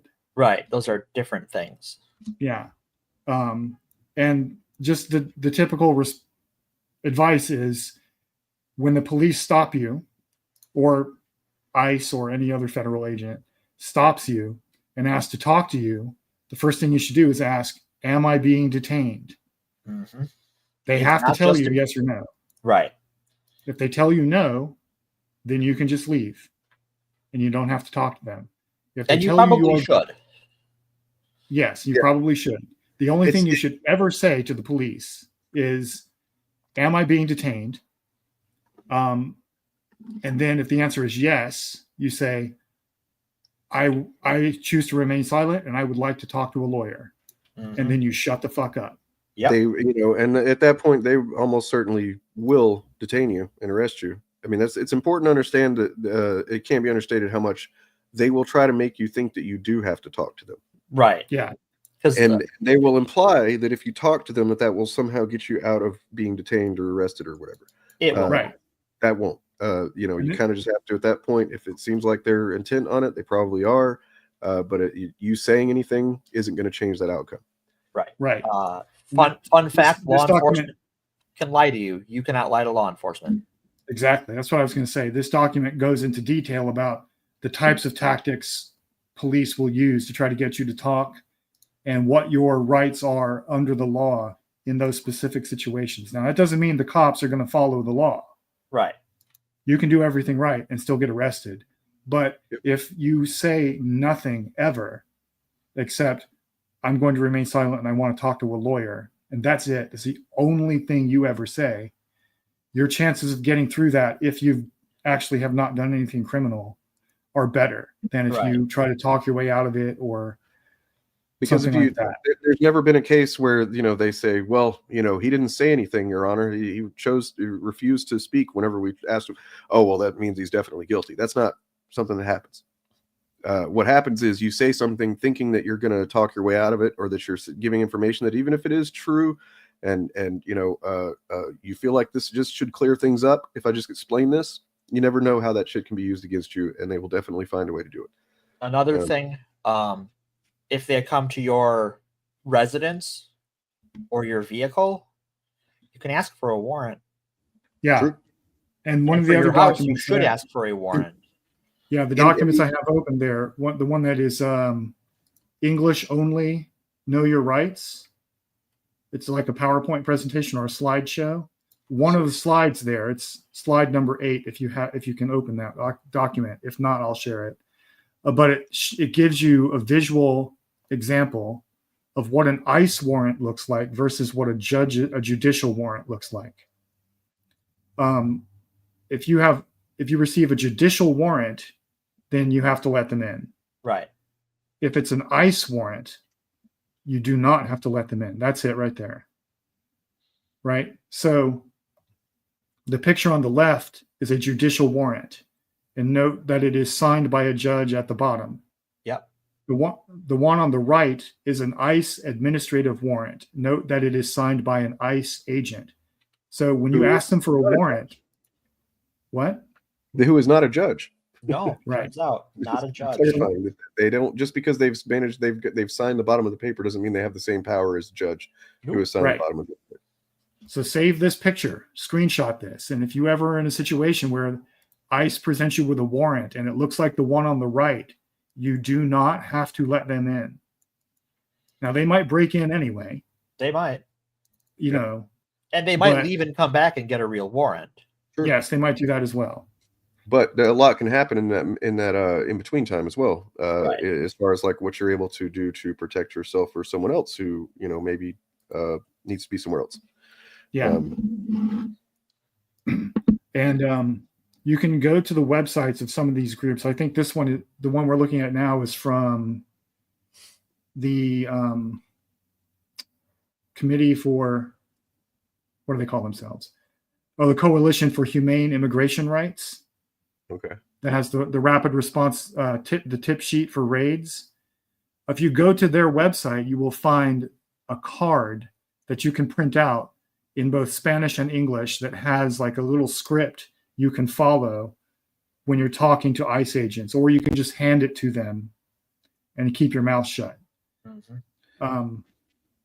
And I'm currently going to put these links in the description of this stream on my channel. And then I think Bob can also do that on his. Yeah. So, but yeah. I would say the takeaway here, and this applies to all forms of activism, if you have to deal with the police, do not talk. The only thing you are required to give them if they detain you is your name, your address, and some way to contact you. And that is for like future legal purposes, like if you need to be bailed out or for record keeping and stuff. So you can, you have to show, if they ask for your ID, you have to show them your ID. And if you are detained or arrested, you have to give them your name, your address, and some contact info. And after that, you shut the fuck up and don't say a word. I'm sure that this is in one of these or some of these documents, but you should, if you have access to an attorney that you keep on hand for activism, or just somebody that you might need to bail you out, bond you out, whatever. Because who fucking remembers phone numbers anymore? You should memorize that phone number, or I don't know, find put it on a piece of paper, stick it in your sock, something like that, because you won't have your cell phone. Especially if you're going to any protest event. If you're going to any protest, any marches, don't bring your phone. Yeah, and they're not gonna help you with like looking up numbers and shit. No, they're not. They don't give a fuck. So there are ways you could bring your devices. Yeah. But it's best not to. Right. Yeah. If you can all avoid it. And also, if you go to protests, do not wear distinctive clothing like mine. Don't have the flying saucer. Right. Wear a monochromatic clothes. Cover your face with a mask of some kind. Yep. Essentially black bloc, what you want to do. Yeah. But I mean, I've heard of people having, burner cell phones essentially that they use for video, as well as having just a few pieces of information that they might need, but like not their main cell phone, not their main device. No, not at all. Get a burner phone and use the Signal app. I think is the encrypted one. Is the encrypted one. Yep. Yeah, so you can do all your texting and stuff and it's all encrypted. But do not, if you can avoid it at all, do not take your own devices with you. No. Because they can track you with those. That the reason why is they can prove you were at a place at a particular time. Yeah. So we're gonna be collecting these resources and have them in a single document that I will I'll be handing that out next stream. I'll start to have more of this stuff collected into one location for everybody. Cool. So, and if you are someone who wants to get involved in this kind of work and you don't know how to find these places in your area, look for the nearest Episcopal church in your area, and someone there will probably be able to direct you to who the contact person is for the local relevant immigrant rights place. It's usually hard to find by looking it up. Yeah. By Googling it, because I had never heard of the Coalition for Humane Immigration Rights before, ever. I had never heard of that group, and I would have never known to look for them. But the event I went to, the training event, was held in the basement of a local Episcopal church. And there were multiple human rights groups there, both secular and religious, all doing, like creating a mutual aid network in the room. That's awesome. So it looks like the Episcopal Church is, at least in the early stages, going to be at the forefront of this. So if you have nowhere else to turn, look for them, and they can point you in the right direction. You don't have to like join their church or give them your contact info or go to their services or do prayers or anything like that. They're just using their space to host meetings for other people. Because they're cool like that. Yeah. I don't know what this means. I have no idea. I don't know what I Talking want. about weather warfare? Okay, whatever. Weather warfare? That's not water warfare? It's either the misspelled weather. The word is either weather misspelled or water misspelled. I don't know which. Yeah, I have no idea. I'm going to need some context on all of that to have any idea what you're talking about. Anyway. All right. Cool. I think that is... I've got to get some stuff together to get Patreon ready to have folks for the next thing. Yes, for the fun segment. In the meantime, I'm going to show this video, which is an alarming video, but there's some alarming things going on. Once again, going back to the beginning of the thing, we're not saying you should panic. You should not panic. It doesn't help anything. But here's a pretty good summary of where we're at right now. We are only 10 days into the Trump administration, and we've already had the first fatal commercial plane crash in over 16 years with no survivors. While emergency crews are still pulling at least 65 innocent American bodies out of the Potomac River, our president is on TV blaming this deadly crash on minorities and women. So let's not mince words. The president's press conference was despicable, and everything he said was to avoid his own personal responsibility for this tragedy. And make no mistake, Donald Trump is personally responsible for this tragedy. One of the first things he did as president was to fire the head of the TSA, fire the entire Aviation Security Advisory Committee, who are the people responsible for examining safety issues at airlines and airports, to freeze the hiring of air traffic controllers, a group of essential workers already stretched to their limits, and to fire nearly 100 top FAA security officers. The head of the Federal Aviation Administration himself, a man who was unanimously confirmed by the Senate in 2023 for his skill and competence, was forced to retire 1 year into his 5-year term after facing relentless criticism from Elon Musk because he dared to fine SpaceX for failing to follow safety requirements. And Donald Trump took all of these steps to make us less safe while simultaneously hiring a completely inappropriate and unqualified Fox News host to lead the military and an MTV star to be Secretary of Transportation. And now we have had an unnecessary, tragic mid-air collision that includes the aviation industry and the military. So those deaths are on their hands. We should be having a thorough and transparent investigation on what happened and what went wrong, but we are never going to get that from this administration. What we are getting is press conferences blaming DEI. So let's be clear. From the moment Trump was sworn in, he has done nothing but demonize and undermine federal workers. These humble heroes who go to work every day and keep us safe. The dedicated experts who are trained to help Americans prevent and mitigate and respond to emergencies and tragedies. Lest we forget, Donald Trump deregulated the air safety industry during his last administration, putting oversight into the hands of the airlines so they could make more profit. Since then, doors have flown off, wheels have fallen off, engines have caught fire, and there have been mid-air near misses across the station, which is why for 4 years, Secretary Buttigieg fought to hire more air traffic controllers and improve working conditions. But under the Trump administration, all of that work is in hard reverse.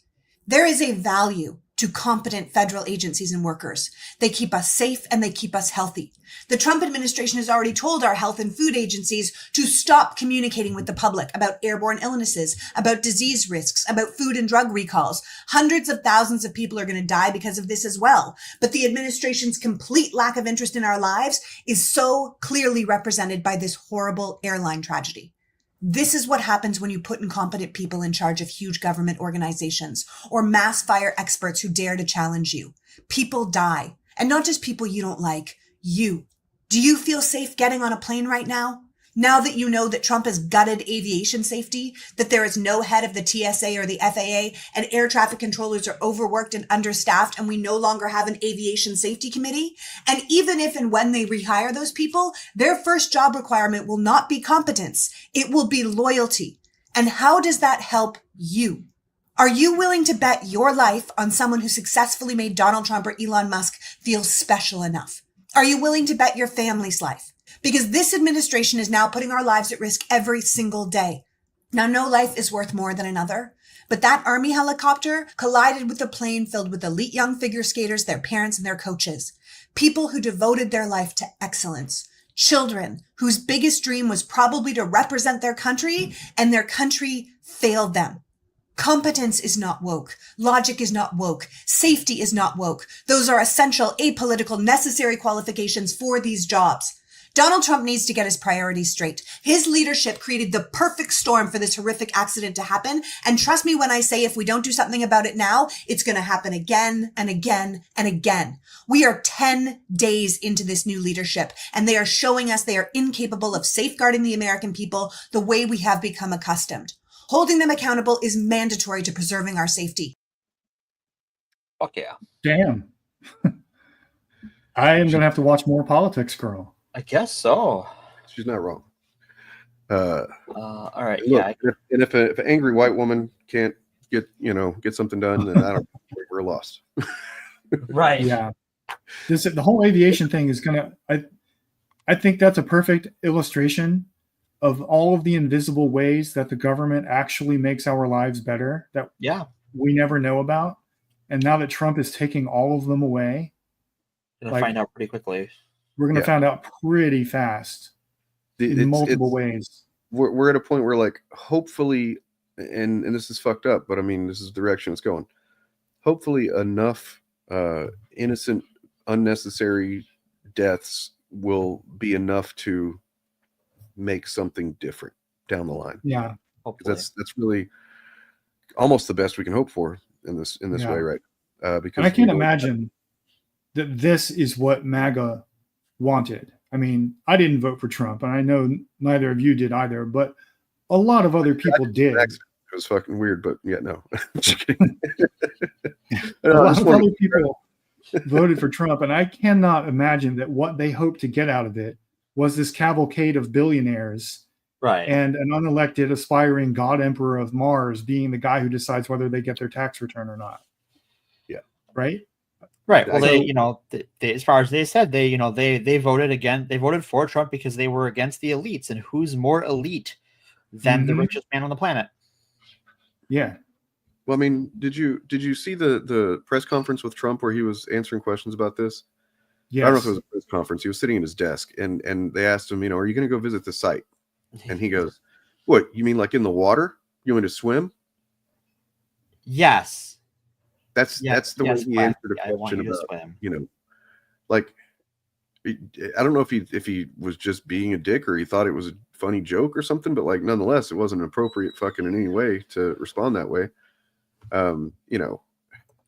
It just, the callousness, I don't know. It has to, at some point it is going to bleed over into people that voted for him. I don't know how many of them are gonna, how long it'll take for them to stop making excuses, but some of them will eventually go, wait a second, this is not what I was thinking. If any conservative ends up watching this segment at some point, please remember this.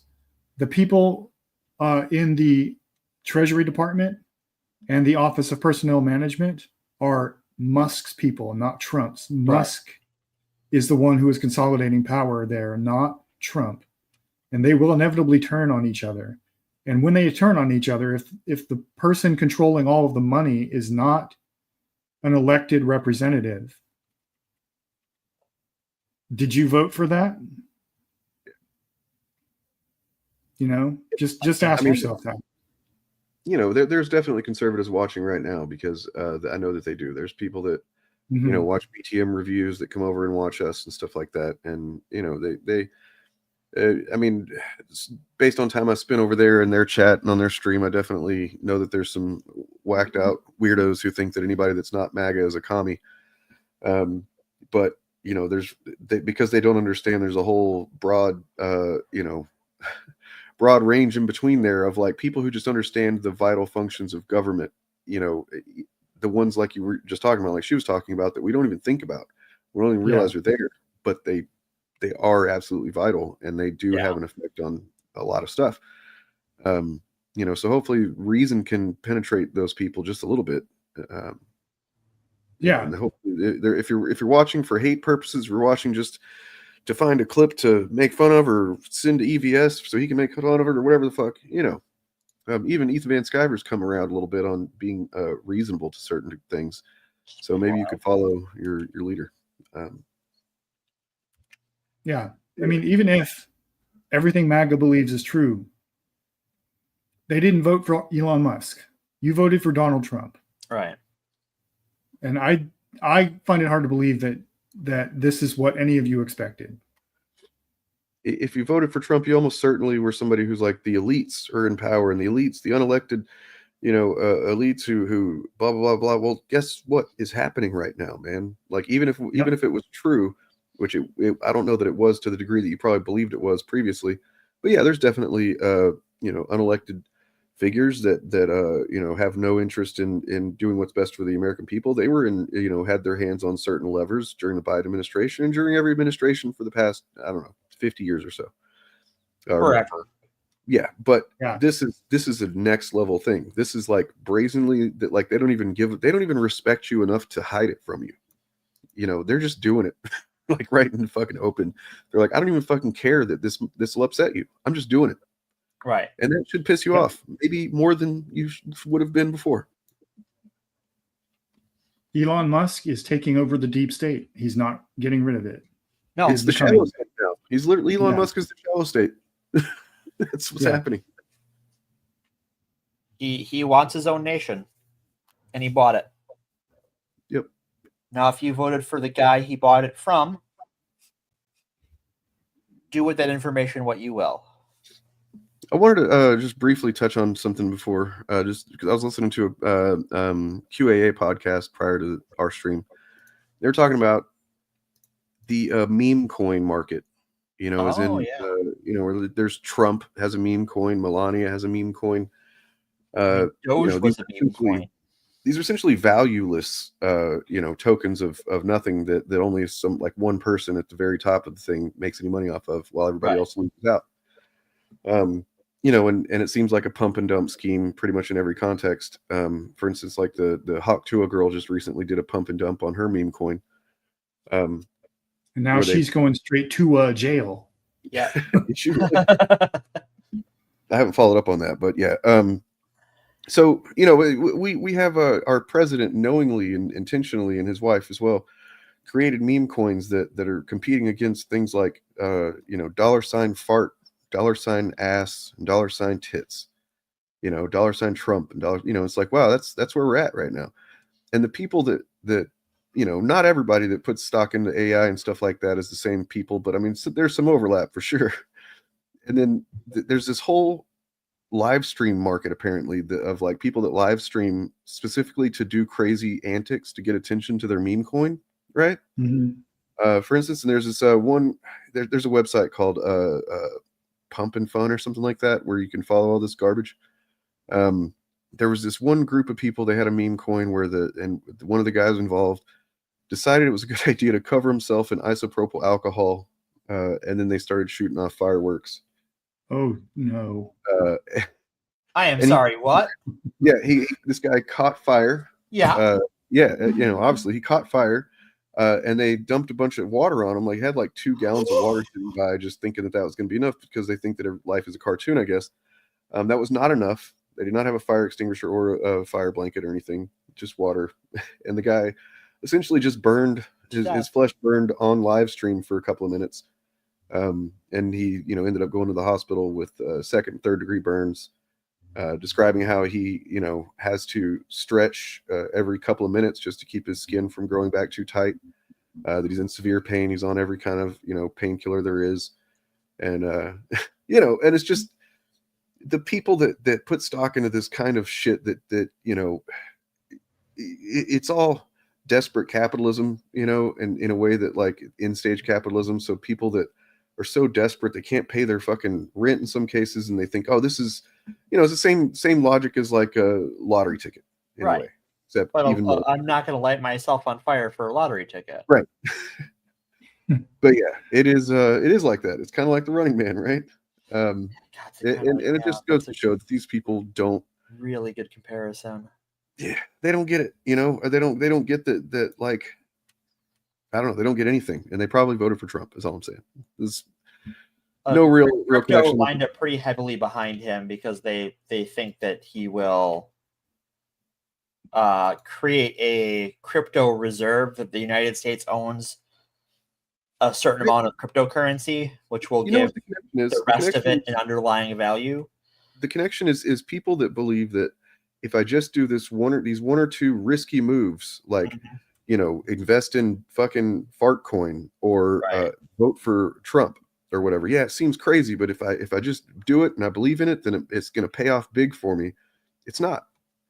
It's not. It's going to pay off big for the people who were already going to get paid for it in the beginning, which is the people you voted for, and their friends, or the people who invented the fucking meme coin in the first place. Right. So those are the only people that are ever going to pay, that's going to pay off for. Everybody else is going to get screwed over, and it's going to take a lot of work, and there is no easy one or two moves to make your life better, and to make the country better. It's just not something that happens. It's not something that's possible. The further we go into this timeline, the more steps it's going to take to get back to anywhere close to a zero, so that we can start building a better place, better country, better lives. Yeah, it's going to be a lot of damage to undo if we even get the chance to start undoing it at some point. So remember to like and subscribe. Yeah, hey. Thanks, Jay. Thanks, David. So should we talk about what's going on patreon.com/actualfandom not long after this show ends? Yeah, if you go over to Patreon, I will be posting a link very shortly where you can go check us out and watch along. It'll be off stream, but it will be you'll be able to watch with us as we watch Your Friendly Neighborhood Spider-Man for the first time and get our fresh reactions to this show.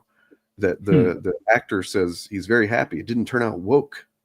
So we'll be the judge of that. I will. As Our Lady of Woke, I will be the judge of whether or not it's woke. Yeah. And why are we doing this? This is like our trial run for our movie danger concept. Yes. That's right. What is movie danger, Dane? I don't know. What's your idea? Movie danger is it's the title is in reverence to, spiritual successor to, Film Threat by Chris Gore, because these things, they can be really dangerous. These movies, these shows, this media, with things like wokeness lurking around every corner, and DEI. We think that DEI has been beaten, but maybe it's just been pushed into the darker recesses of media, and we're going to have to hunt even harder to find it and exercise it from our media, right? Well, I'll show you where you can get some DEI. Right, this DEI nuts. That sucked. Don't laugh at that. Right. So hopefully, with Movie Danger, we're going to be doing like reaction videos or something to properties that the anti-fan people are convinced are woke garbage. Yeah. So after this trial run here, which is just kind of like a hey, it's something new that none of us have seen, and we can just kind of hang out and relax and watch it. We're going to be doing stuff like Ghostbusters 2016, yeah, The Last Jedi, I don't know, Star Trek Discovery, freaking Captain Marvel. Yeah. Who knows? All this other stuff that I've sure has been called woke, and I'm just completely blanking right now. So much. Yeah, I mean, we have to start. There's a bunch of Disney movies I know. Buzz Lightyear. The Buzz Lightyear. Yeah. We have to start with the canon of anti-fandom Mary Sue fear-mongering stuff, like the big ones that you just mentioned, right? Right. And I've actually never seen Ghostbusters 2016, so for me, it will be a fresh reaction. We will have the full Tipper Gore experience. Yep. Yeah. I mean, that could have been a second runner-up name for the show, but I don't think anybody would get that one. So yeah, that's a deep cut for the FAP cast. A lot of people will be like, "Who the fuck is Tipper Gore?" Right? Yeah. Who are you, old people?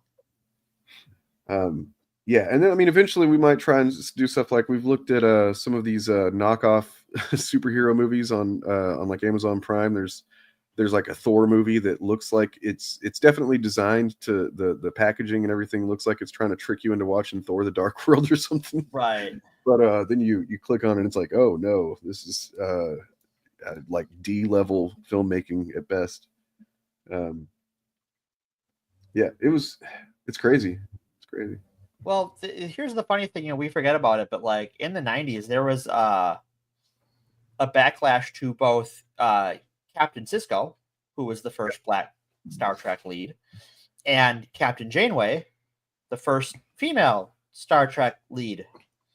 Oh, I thought it was because she was the first coffee addict Star Trek lead. Yeah, it's Big T was upset. Yeah, the content creator Steve Shives, who does a lot of Star Trek content, on his channel has a video where he provides a link to a still active bulletin board from the 90s. Yeah. Where people are complaining that a black Vulcan on Voyager breaks canon. Yep. And somebody, like a producer or somebody associated with the show, came into the bulletin board and explained how this all doesn't break canon. It's really weird, but that was in the 90s. Yep. So he's got receipts that this kind of thing has always been going on. Sadly. Yeah, I mean, they called LeVar Burton affirmative action Spock, which is absurd, of course, because, clearly Data was meant to be the Spock of... Right, obviously. Mm-hmm. He's Scotty. He's the engineer. Yeah. They don't even know their track. Right. Come on. Yes. Come on now. Casuals. I mean, maybe, I don't know, and look, see, that's the thing. We're not, my memory of it is that it was not good. And then I fell asleep. Yeah, I don't think I finished it. I don't remember. I do remember there's one part that is exceedingly funny, and that's Chris Hemsworth. It's all Chris Hemsworth. Where because he plays like a himbo, basically, and they're like, yeah, just he's got a pretty funny scene. I remember laughing my ass off at, but the rest of it as well, yeah, we'll get into it. But I mean, the whole point isn't to say, oh, this is bad and woke or whatever. It's literally just to have an honest conversation about what we think about it. Some of the stuff we might like, some might not like. Some of us might like it. Some others, you know what I mean? Like, it's not going to be.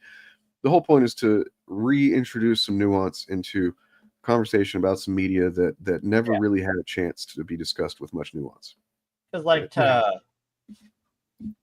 for like a lot of the recent Marvel stuff, we're going to watch Spider-Man today, right? From the neighborhood Spider-Man, but like I haven't liked a lot of the recent Marvel stuff, and that is not opinion that these two gentlemen share, and that's okay. This is a stupid thing that sounds really stupid that you made up. So no, I don't think that's. I don't think that's.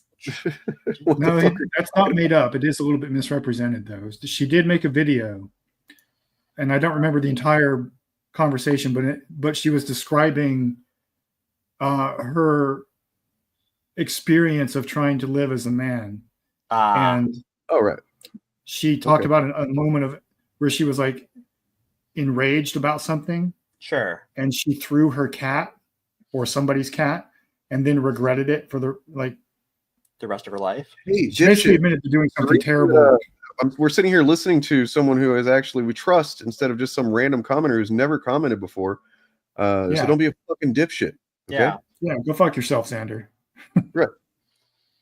But just for context, she did say that she threw a cat, and it was in the context of her explaining that basically how dark of a place she was in emotionally by trying to act out the role of manhood when she wasn't a man. Right. And I am fun at parties, as a matter of fact, because my parties, are completely cool with everybody, and they're not just limited to fucking dipshit white dudes that want to put quotes around toxic masculinity as if they don't believe the concept exists. Anyways, I think we're gonna have to get back on track. It's obvious what you're about from your first comment, Xander. That's the thing. It's obvious. I'm not butthurt, you piece of shit. I just fucking don't have patience for you fucking morons showing up being fucking pieces of shit in chat. You're a fucking nobody piece of shit. Okay. All right. He's been sent to nap zone. So if he learns to behave himself and not pick fights. No, he's fucking bad. Fuck him. All right. He showed up. First thing he wanted to do was fucking troll. About Jessie. Yeah. By mentioning Jessie gender and putting, making her look bad and also attacking the concept of toxic masculinity.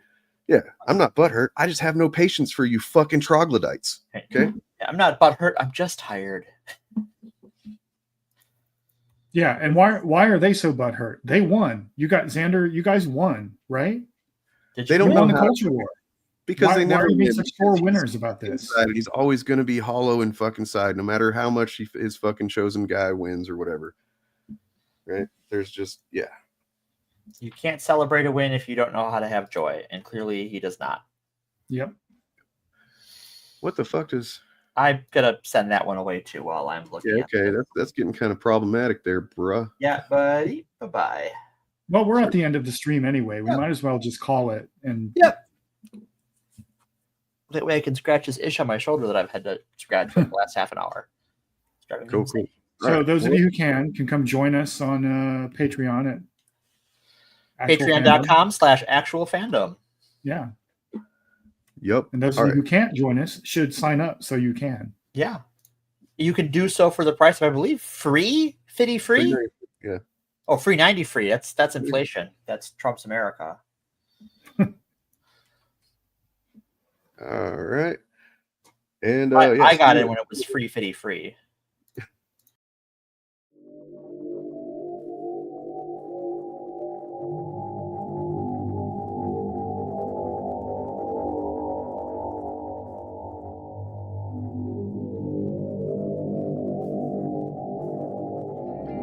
May Bill Gaines shine his heavenly light upon you and impregnate you with many happy days and joy fetuses. May your anuses be cleansed by the purifying light that exudes from Bill Gaines' eternal dragon phallus.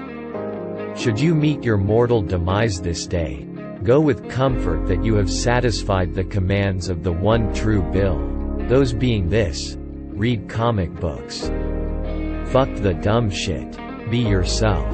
Love each other.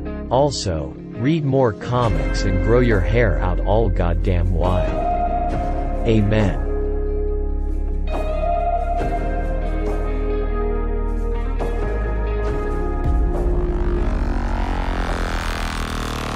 Actual fandom is not going to stop.